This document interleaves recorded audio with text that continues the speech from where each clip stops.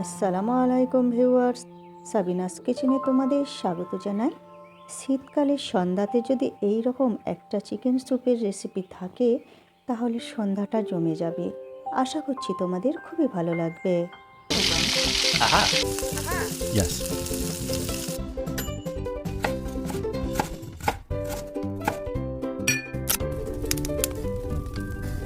Wow! কড়াইতে একটু বেশি করে পানি দিয়ে পছন্দ মতো সবজি তোমরা দিয়ে নাও। আমি এখানে বিনস, ফুলকপি, গাজর, ক্যাপসিকাম, ধনেপাতা, পেঁয়াজ, টমেটো সব কিছু দিয়ে এরপর 1 চামচ আদা রসুন থেতো করে দিয়ে দিচ্ছি। আর চিকেন দিয়ে দিচ্ছি 200 গ্রামের মতো। দিয়ে অল্প করে কিছুটা তেল দিয়ে পরিমাণ মতো লবণ দিয়ে ভালো করে নেড়ে ছেড়ে এরপর ঢাকনা দিয়ে সেদ্ধ করে নেব। সবজি ও চিকেন সব কিছু আমি ভালো করে সেদ্ধ করে নিচ্ছি। নিয়ে এরপরে আমি চিকেনগুলো প্রথমে আলাদা করে নিচ্ছি।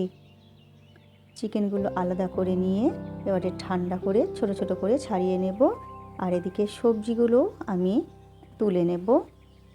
এই পানিটা আমি ফেলবো না, স্টুটা এটা রেখে দেব। এরপর সবজিগুলো ঠান্ডা করে নেব। ভালো করে ঠান্ডা করে নিয়ে একটি মিক্সির জারে আমি সবজিগুলো দিয়ে দিচ্ছি। সব কিছু একসঙ্গে দিয়ে এরপরে অল্প করে একটু পানি দিয়ে আমি একবারে স্মুথ পেস্ট বানিয়ে নেব সবজিগুলোর। দেখো এই রকম স্মুথ পেস্ট তোমরা করে নেবে।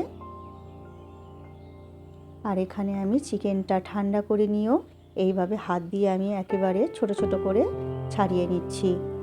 তোমরা একবার এইভাবে চিকেন স্যুপটা বানিয়ে দেখো, খুবই দারুণ হয়। আর এই রেসিপিটি থাকলে সন্ধ্যাতে পুরো জমে যাবে।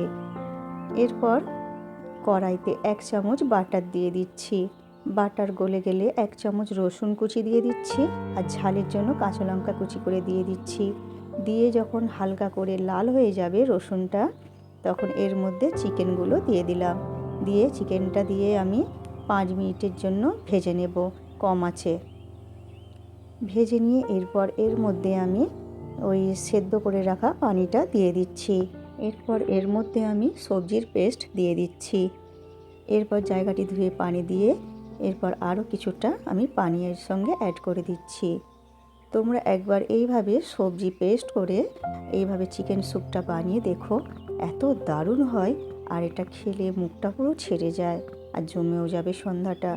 এরপর পরিমাণ মতো লবণ আর 1/2 চামচ গোলমরিচ দিয়ে দিচ্ছি। দিয়ে এরপরে আমি ভালো করে ফুটিয়ে নেব। ফুটিয়ে নিয়ে এরপর তোমরা গরম গরম পরিবেশন করো সন্ধ্যাতে। আমার রেসিপিটি তোমাদের ভালো লাগলে লাইক, কমেন্ট, শেয়ার করে পাশে থেকো। আমার রেসিপিটি ফেসবুক থেকে দেখলে ফলো করে দিও। ইউটিউব থেকে দেখলে সাবস্ক্রাইব করে পাশে থেকো। আমার রেসিপিটি শেষ পর্যন্ত দেখার জন্য অনেক অনেক ধন্যবাদ তোমাদের।